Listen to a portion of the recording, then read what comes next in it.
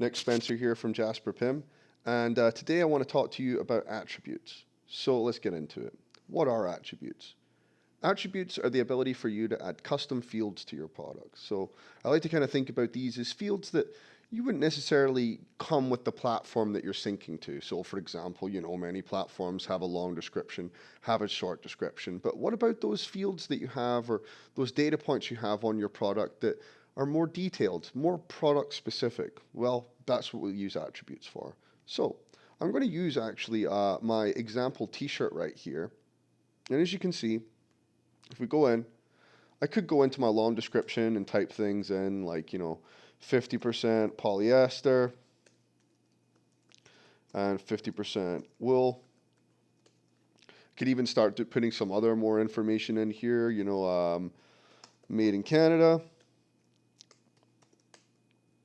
And also maybe some other things like little extra bits of information on it. So a nice slim fit, tailored, and also eco-friendly. So there we go. So we've got some, new information on the product. We've got it in the long description. We could also go in here and, we could add at the top, this is a new t-shirt. Just fresh out of the warehouse. Get them fast. So you see, I'm kind of writing a new, long description that you would have on your site, and I've put in these kind of extra fields. Now, a lot of times people like to do this, and there's absolutely nothing wrong with, just putting everything into the long description so you can get that extra information across. But what if you want to have that information somewhere else in a nice controlled environment where, there's less room for error for things like spelling mistakes and also making sure that everything's formatted correctly? Well, that's where attributes come into play. So if you go over here, you'll see that we actually have the attribute section, and I've already made some attributes for this product. This one, for example, is a large text area with some internal notes on the t-shirt. We've also got another one here for our t-shirt material type, and then again, some other ones for AdWords, age grouping, conditions, things like that. So just nice extra information on the t-shirt. But let's go in together and let's actually start creating an attribute. And let's also unassign all of the attributes that we have right here as well, which we're able to assign and unassign attributes on this left-hand side navigation right here. So let's remove that. Let's refresh. And let's go into our attribute section and actually start creating some attributes. So right here first, let's put in one called t-shirt country of origin. And let's make this one a nice simple text one. You'll see here we have many different types of attributes that we'll be going through over this example. But for this one specifically, we're going to do a simple text, which is just nice for someone to go in and be able to just type in information. So let's do that one. Perfect. Let's go in again and let's do t-shirt material composition. And let's actually make this one a select box. So what this one allows us to do is we're going to have some predefined options already for our material composition. So let's go in, hit continue. And for our first value, we're going to do 50% polyester, 50% cotton. Let's do the next one. Let's do 40% polyester, 60% cotton. So there's just a couple examples right there. So nice one. We've got that one saved. Let's go in and create another one. And for this one, we're actually going to use this one to kind of give us a more broad area for us to go and, type in some longer information about the product. And let's just call this one t-shirt internal documentation. Fantastic. Now let's go and create another one, and this one is going to be a multi-select. So multi-selects are very, very useful for you to be able to go in and kind of have predefined values that people can, go in and select and add. Kind of you can create your own little technical specs out of a multi-select is one trick that I like to use actually.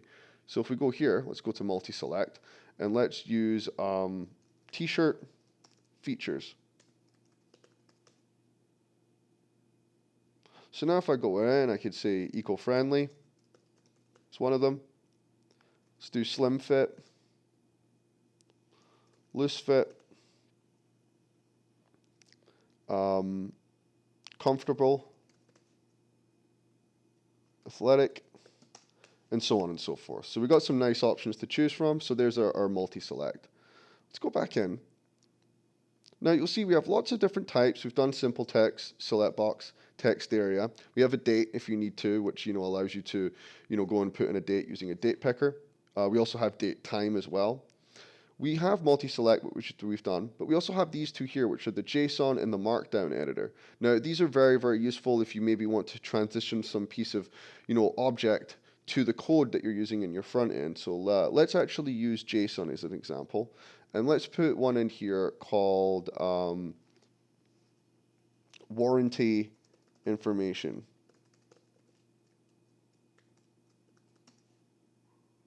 Done. So now what we've done is we've created a bunch of attributes, and what we're going to want to do is assign that to our t-shirt product.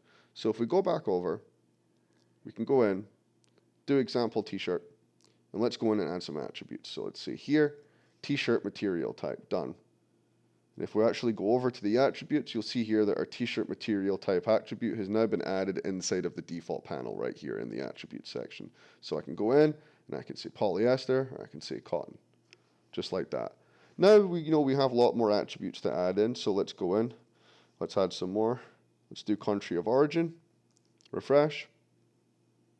You'll see here we've now got country of origin added. But you know what? I've actually got quite a few more, and this is going to take a long time. So there is actually a better way to do this. What I'm going to do is remove these two attributes, and what I'm going to create is an attribute set. And what an attribute set does is it allows us to very, very easily assign a lot of attributes to a product at once. So let's go in, and what we're going to do is we're going to create an attribute set that's really going to be relevant to all of our t-shirts. Now we already have one already created right here called t-shirts. And what I'm going to go do is add some of the new attributes that we added to that that we just created earlier. So I'm going to go here. I'm going to do t-shirt country of origin, t-shirt warranty information, t-shirt features, t-shirt material composition, and we've also got material type in there as well. So let's actually just remove that one. And now what we're going to do is we're going to save. And now we've got all of these attributes saved inside of an attribute set. So if I go back over to the product section and I go back over to the t-shirt, what I can now do is add the entire attribute set instead of just adding all of the attributes individually. So let me click on this here, go back over to attributes, and you will see that all of our attributes that we selected have now been added to the product. So let's go back in and start filling out some of the values for that attribute. Let's do the t-shirt material composition. Let's say this one is 40% polyester to 60% cotton. Let's do the t-shirt country of origin, and for this one, we're going to do Canada. For t-shirt features, now this is the multi-select one where we can kind of, add some different things to it to kind of generate a little technical specs list, or as we're doing here, a little list of features. I'm going to say that this is an eco-friendly slim fit that's athletic. Save. Now you see we've added those. Let's also do the internal notes. So let's go in and say here, this is a top seller. Please make sure to merchandise efficiently. Awesome. And then also we've got the product warranty information. So here's another one right here, and we can go in and we can start adding some JSON. And so on and so forth. So this really allows you to do,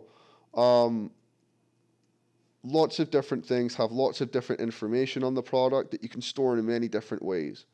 Now, one thing you might be asking yourself is, okay, well, this is all fantastic, but where do these fields go? Well, that depends on the platform that you're using. So, for example, if you're using Magento to sync out information, we'll send that to the attributes and attribute sets that they have inside of Magento. If you're using Shopify, well, those will be going to the Shopify meta fields. Also, we send an additional JSON payload from the Shopify meta fields as well to the product JSON meta field, where we also send all of the information that you have inside of the PIM, as well as the PIM syncing information with the fields that actually exist inside of your platform. So you at least get the access to all of the extra information from that field as well, with the attributes going to individual meta fields.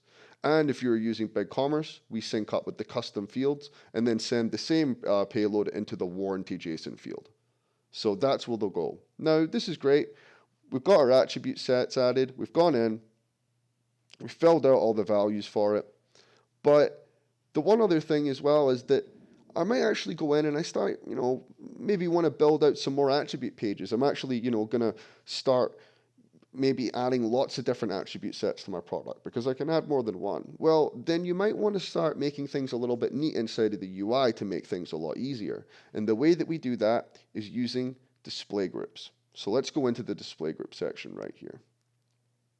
And what this allows me to do is search through all of my attributes and create a little group here. So I'm going to call this one T-shirts. Save name. And now I can go in and I can add all of the attributes that I want to be in this display group. Just a disclaimer, these display groups and attributes do not pay attention to attribute sets.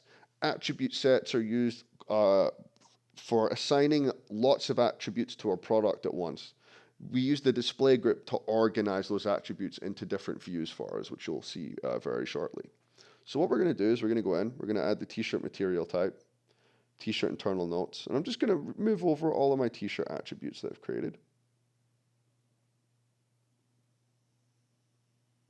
Fantastic. And I'm going to save the display group. Now you'll see I have this one option right here that says normal. So I'll show you what normal looks like. Let's go back to our t-shirt. Let's go to attributes. And you will see instead of the attributes being inside the default tab, they are actually inside of this new t-shirts tab. So this is what we call a normal display group. If we go back over to our display group configuration and we turn it on to tab and save it, and then let's go back and refresh, you'll see here that we now have a drop down on the attribute section, and it allows you to go in and create your own display group that has its own panel or page per se on the product editing screen. So there you have it. We have attributes for adding, custom fields to our product, all this extra information that we want to have. We have attribute sets, which are a useful way for us to group them together and then be able to assign them to products.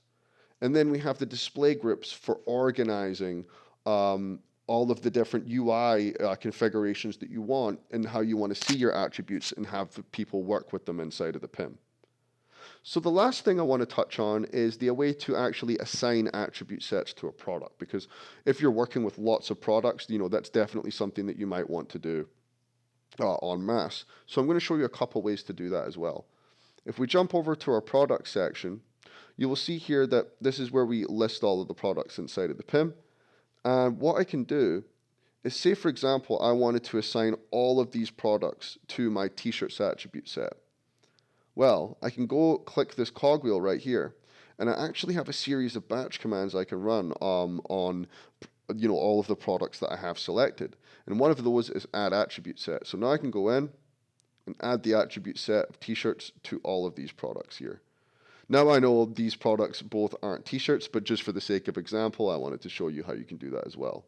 So yeah, that is attributes inside of Jasper PIM. Hope you all enjoyed this video, and I look forward to hearing from you all soon. Thank you.